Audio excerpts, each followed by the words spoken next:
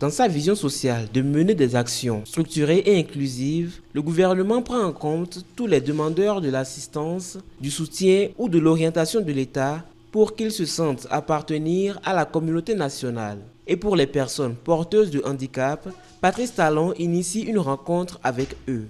Il rassure de la présente disponibilité du gouvernement à les accompagner davantage. C'est vrai que depuis 2017, nous avons promulgué la loi portant protection des personnes en situation de handicap. Ça fait un petit moment. Mais depuis, nous n'avons pas cessé de réfléchir à la situation de ces personnes-là pour définir nos stratégies d'appui, de solidarité, d'accompagnement des uns et des autres pour les soulager de leurs difficultés.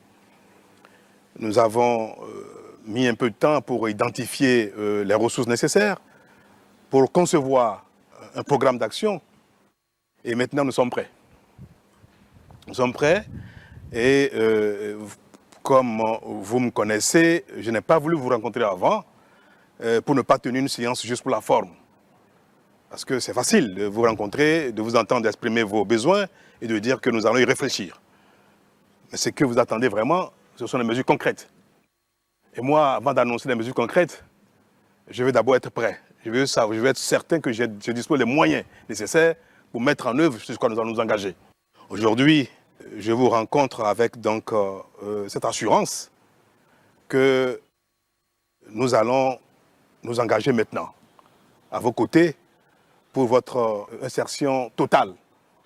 Le développement est à la portée de tout le monde, pourvu que pour chacun, le peu qui lui manque, la communauté le lui apporte par la solidarité.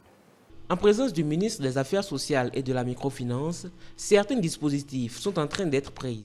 D'ici 2023, le gouvernement fait des annonces afin de soulager très bientôt les peines de ces personnes souvent marginalisées.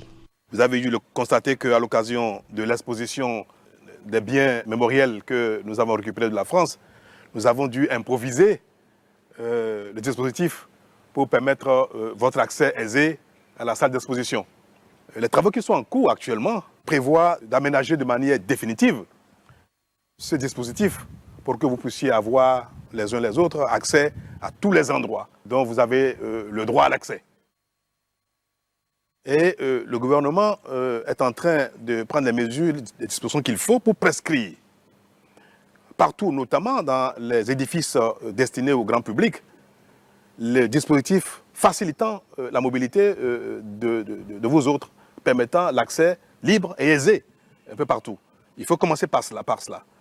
Mais pour ce qui concerne les moyens de déplacement, des véhicules adaptés à votre situation, les mesures qui vont entrer en vigueur bientôt, ce sera la défiscalisation totale de tous les véhicules permettant aux personnes à mobilité réduite de circuler librement.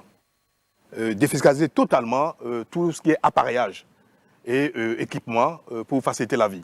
Et pour les équipements très lourds, très coûteux, nous envisageons même, pour les personnes lourdement handicapées, nous envisageons même une contribution de l'État pour leur faciliter leur inclusion dans la société béninoise. La question de la formation des personnes porteuses de handicap, peu importe la forme, est d'un grand intérêt pour le chef de l'État. La formation étant un point majeur d'autonomisation, Patrice Talon rappelle qu'aucun citoyen ne sera laissé sur le quai, que ce soit pour ceux d'entre nous qui ont besoin d'une attention particulière ou pour tous les autres qui disposent de toutes leurs capacités.